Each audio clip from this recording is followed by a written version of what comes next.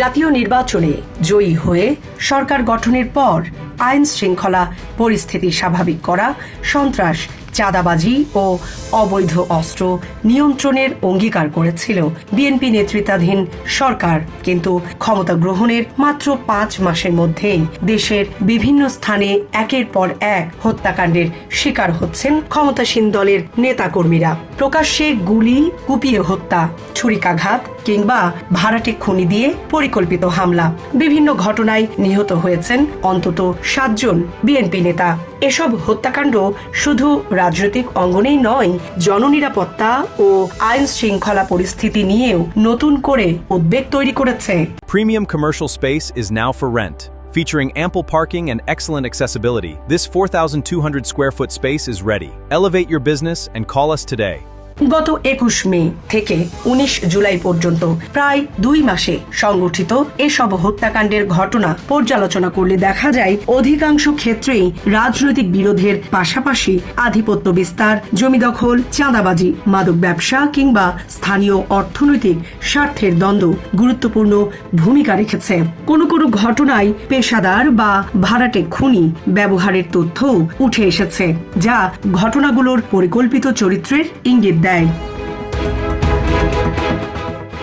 সবচেয়ে আলোচিত ঘটনাগুলোর একটি ঘটে কিশোরগঞ্জের মিঠামইন উপজেলায়।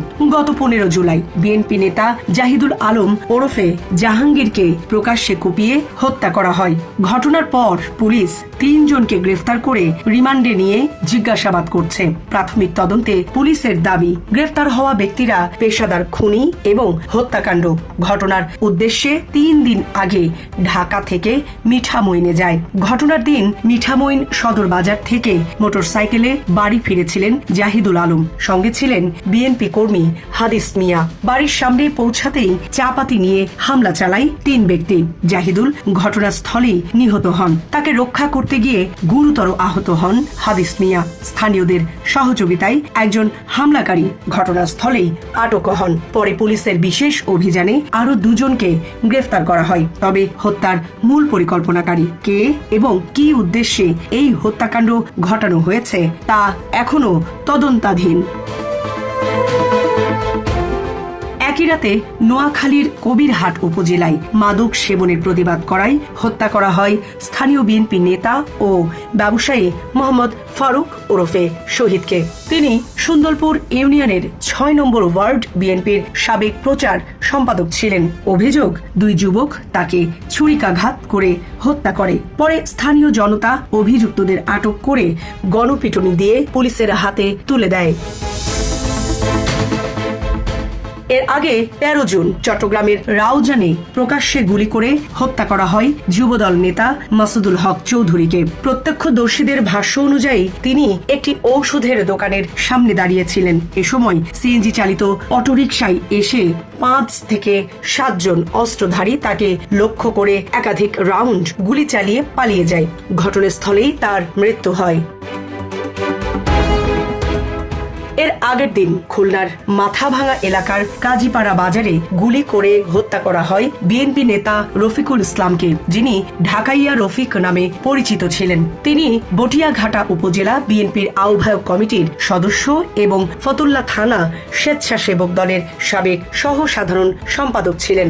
একই ধারাবাহিকতায় 9 জুন বাগেরহাটের ফকিরহাটে কৃষক দলের নেতা বাদল মোড়লকে কুপিয়ে হত্যা করা হয়। হামলায় আহত হন স্থানীয় বিএনপি নেতা আব্দুল্লাহ মোড়ল। ওই রাতেই রাজধানীর মৌচাক এলাকায় ছুরিকাঘাতে নিহত হন রমনা থানা স্বেচ্ছাসেবক দলের সাবেক আহ্বায়ক বিল্লাল হোসেন তালুকদার। এর আগেও 21 মে নারায়ণগঞ্জের আড়াইহাজারে জমির মাটি কাটাকে কেন্দ্র করে বিরোধের জেরে কুপিয়ে হত্যা করা হয় ব্রাহ্মণদী ইউনিয়ন বিএনপির সাধারণ সম্পাদক ওসমান গনিকে। এই ধারাবাহিক হত্যাকাণ্ড নিয়ে রাজনৈতিক অঙ্গনে ব্যাপক আলোচনা শুরু হয়েছে। বিরোধীরা প্রশ্ন তুলেছে, ক্ষমতাসীন দলের নেতারাই যদি নিরাপদ না থাকেন, তাহলে সাধারণ মানুষের নিরাপত্তা কোথায়? জীবন অবাক না করলে কে করবে? 28% মিল্ক ফ্যাটের অবাক করার সাথে ফ্রেশ মিল্ক পাউডার। জীবন অবাক করুক প্রতিদিন। রাজনৈতিক বিশ্লেষকদের মতে এই ঘটনাগুলো বিচ্ছিন্ন নাকি বৃহত্তর কোনো প্রবণতার অংশ সেটি নির্ধারণের দায়িত্ব তদন্ত সংস্থার। তবে একটি বিষয় স্পষ্ট, রাজনৈতিক সহিংসতা, আধিপত্যের রাজনীতি এবং অপরাধ অর্থনীতির যোগসূত্র ভাঙতে না পারলে এ ধরনের হত্যাকাণ্ড থামানো কঠিন হবে। আর সেজন্য প্রয়োজন দলীয় অবস্থানের ঊর্ধ্বে উঠে নিরপেক্ষ তদন্ত, দ্রুত বিচার এবং অপরাধীদের দৃষ্টান্তমূলক শাস্তি নিশ্চিত করা। সামরিনা প্রীতি, ঢাকা এক্সপ্রেস।